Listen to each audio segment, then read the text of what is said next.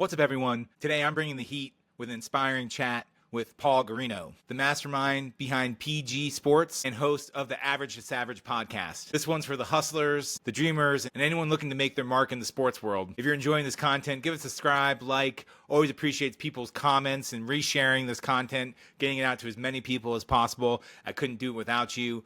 Now, Paul Guarino, let's get it.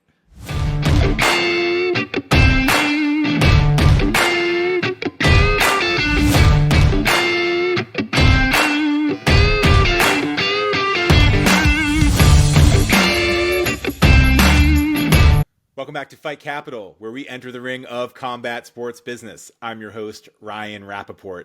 Today, I'm lucky to be joined by Paul Guarino, who's the founder of PG Sports, a brand specializing in sports marketing, athlete representation, and content creation. He's also the host of the Average to Savage podcast, where he shares the stories of athletes and entrepreneurs across diverse fields. Known for his strategic marketing acumen and relentless drive, Paul has made an impact managing athletes like Kimbo Slice Jr., Anthony Taylor, and creating engaging sports content, all while navigating the challenges of living with spinal muscular atrophy, SMA. Thanks for joining me today, Paul. How are you and where are you joining from? Wow, I appreciate that intro. Might have been my best intro ever. Thanks, man. I'm joining from Connecticut, and appreciate you having me on. I know we've been trying to do this for a while. Yeah, I mean, I've been following PG Sports for a while now. I haven't gotten connected with you on LinkedIn, and seeing everything you're doing with Anthony has been really amazing. But man, just talk to me a little bit about your journey. Obviously, living with SMA has shaped your perspective on resilience in life and sports. And I'm just curious, what helped push you in this direction of getting into sports management and content creation? Yeah, for sure. I was born with it, so it wasn't really, can't really answer that in terms of like it's just like normal life to me. When I was 16, pretty much I knew eventually I was going to have to use a wheelchair. So up until 16, I didn't use a wheelchair. Then when I was like 18 and I went to college, I started using a wheelchair full time. So yeah, I kind of like I just knew the progressions of the disease. So yeah, then from there, just, obviously it was a big like life change when going into a wheelchair, but after pretty much like a few years, I kind of got used to it. Yeah, I mean, I've talks with accessibility. I don't know if you know a journalist named Zan Bando, and we talked about accessibility for sporting events and stuff like that, which I think is also really important. But on the management side, man, everything that you've built for yourself, I've seen it's been through hustling, constant contact, outreach. Talk to me. What sets you apart from other managers that you see in the sport? Yeah, for sure. Let me just touch on the accessibility part before. So yeah, actually, I'm sure just knowing people with disabilities, sometimes people look at people different ways, but I'd say in boxing and MMA, you pretty much get treated exactly the same, which I appreciate because I don't want to be treated differently. Could you just say the question again? My fault. No, man, no, I think that's important to highlight too. But I was asking, like having seen you kind of hustle your way into all these amazing conversations with brands and content and building the relationships, what do you think sets you apart from other managers out there in sports? Well, one, I actually care about my fighters personally. They're actually like my friends. I hang out with them and things like that. So I think that kind of sets me apart. I think sometimes that could hurt me too because even, for example, like there's been fighters I haven't signed because I know they're in the same weight class or like they could fight each other. I just don't like want that.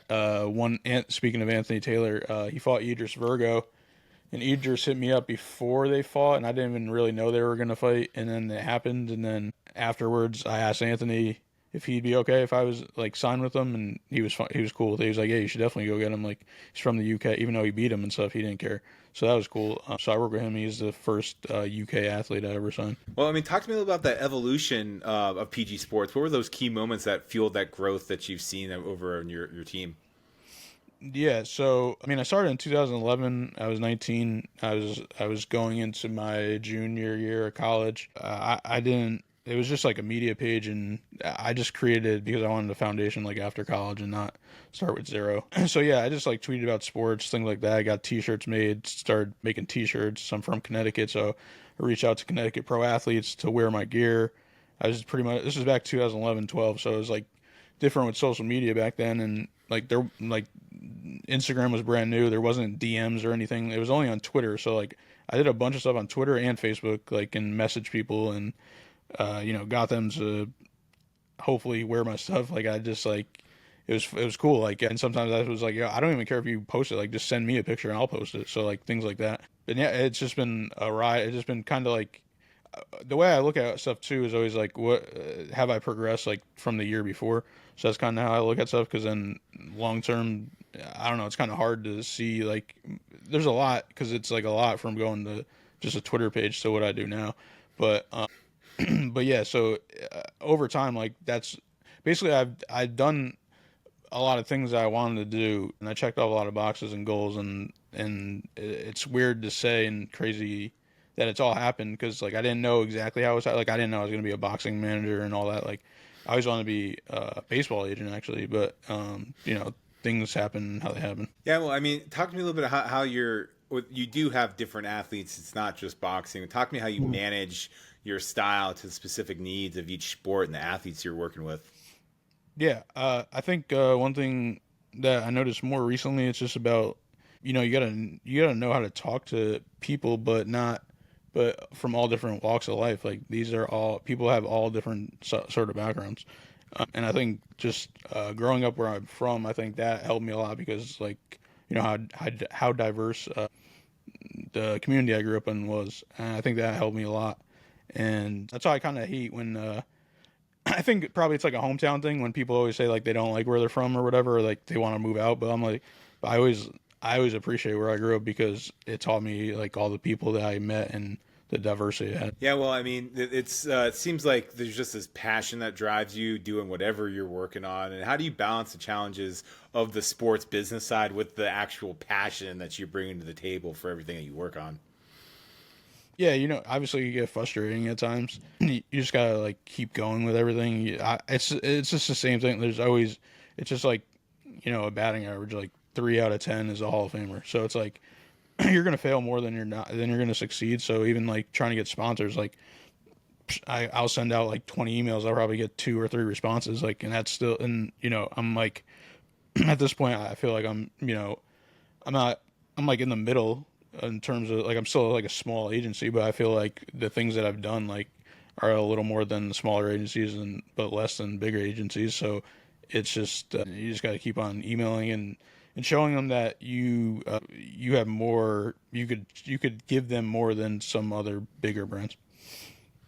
Yeah, well, I mean, I think probably speaks to that business development strategy in terms of how you just approach life. I'm guessing. I mean, I just see the guests that you have on the Average to Savage podcast. I mean, I remember the Nelly episode where you were talking about, man, like I've been hitting you up for 3 years. I said 3 years ago you'd be here. I didn't know it'd take this long, but talk to me a little bit about the most memorable moments from your show and how it's impacted your outlook on your own career.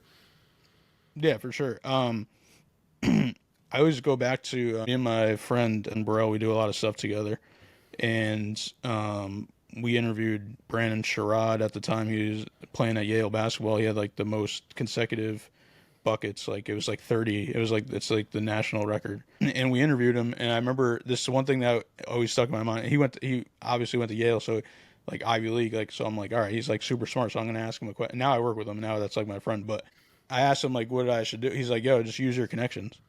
Like I don't know, and it's simple, but like that's what you got to do, and just got to keep on using them and applying that. And even like college, like I still use connections. I went to college, like that's the best thing about college too, just like the connections that you make and all the people, like even like you and things like, and then using going back to Brandon, using my connection because I always thought about like I know all these people, but like what else could I do with them besides like some people, all the people aren't going to work with me, obviously, because like they already have teams or whatever, but I know them.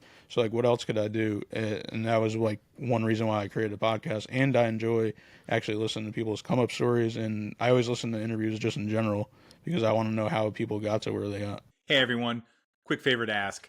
Did you know that nearly 80% of the people tuning in right now aren't subscribed yet? That subscribe button down below is what powers me every week to keep putting out these podcasts. Big shout out and thank you to everyone that's been supporting me for this. I couldn't do it without you.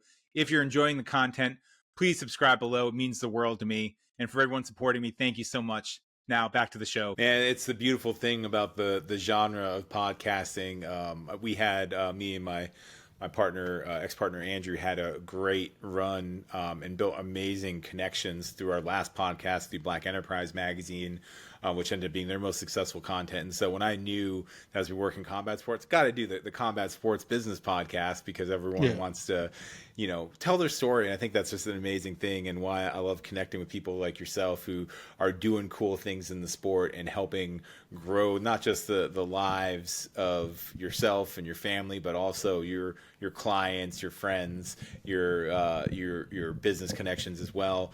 I mean, for all the success you've had, and seeing everything that people like Anthony are doing, as well as Baby Slice, some of the other boxers you're working with, what does a success mean to you personally, and how are you preparing for that? What might be that next milestone for PG Sports? Yeah. I mean, obviously them winning helps the success, but yeah, getting them sponsors. Sometimes we're talking about, sometimes they might be bigger than their purses, which is crazy when you think about it. And just like little things like that, or just like getting them a sponsor, or sometimes like, I worked with people and they never had a sponsor before, and they're like, wow, this is like amazing. Or perfect example, like like we keep on mentioning Anthony Taylor, but like off of Kimbo Slice, like Junior, he's the one that introduced me to him, and because they're teammates. And then Anthony was like 6-5 MMA fighter at the time. Slice was like, yeah, just sign him. And I was like, all right, cool. So I did it. And then, he's like one of my most successful clients now. And, he's been on a tear with Misfits Boxing. And last year he got to finally buy his own house. So like that was cool too, like helping him out. And he like thanked me too. And like things, like little things like that. And then, yeah, like I have two world ranked fighters right now in the traditional boxing space: Ian Green, who's ranked fourth in the WBA at middleweight, and Cordell Booker, who's ranked sixth in the WBO at super welterweight, and but he's slash middleweight. That's why I was fumbling right there. But Yeah, it's all good.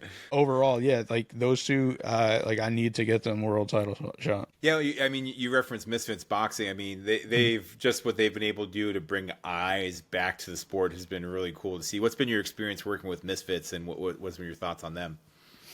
Yeah, so for them, like I don't manage like Anthony in terms of negotiating the contract for Misfits. I just do his marketing.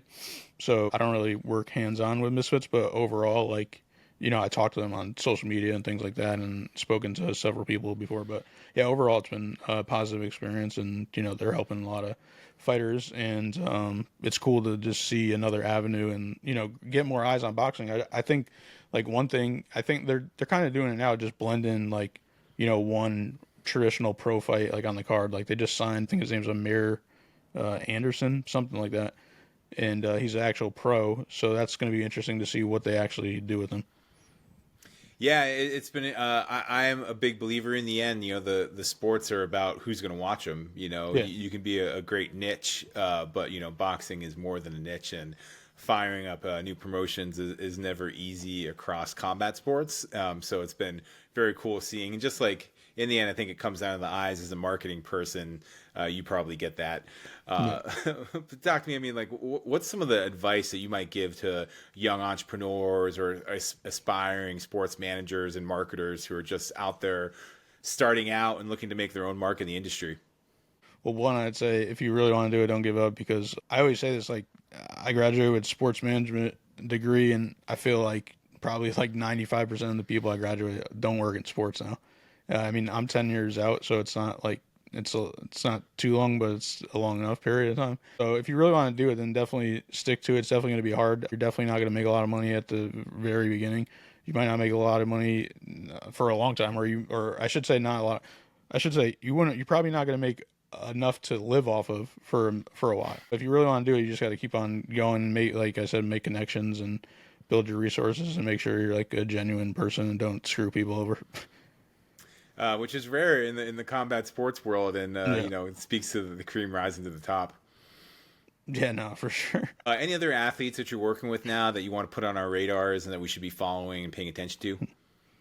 Yeah, another boxer I managed is a boxer slash MMA fighter, Mike Kimball. He was in Bellator. He had the fastest knockout in Bellator history at 6 seconds. He's still doing both, but I introduced him to Chad Dawson, who's a three-time world champion, and now that's his trainer. And Cordell Booker also helps train him too as well. So he's 7-0 now, and little on like less than 2 years, 7-0. So, and not, If you go check out his box rec, because he's not fighting no bums. He's fighting competition. Because if he was 7, we could have got him 7-0 in a couple months if he was fighting bums. So yeah, he's another guy. And then yeah, just like all the people that I work with, and I also work with on the marketing side, Steven Nelson, who just got ranked in the top 15 as well. So yeah, just a lot of people that I work with that are doing big things, and I'm just trying to get those world title fights. Well, Paul, for anyone who's following us that wants to connect with you, network with you, or follow your journey as it continues on winning here, what's the best way for people to stay in contact? Yeah, the best way, I'd say either Twitter or Instagram at PG Sports, and then my personal is at PCG7. Try to answer pretty much everyone as long as you're not asking me anything crazy.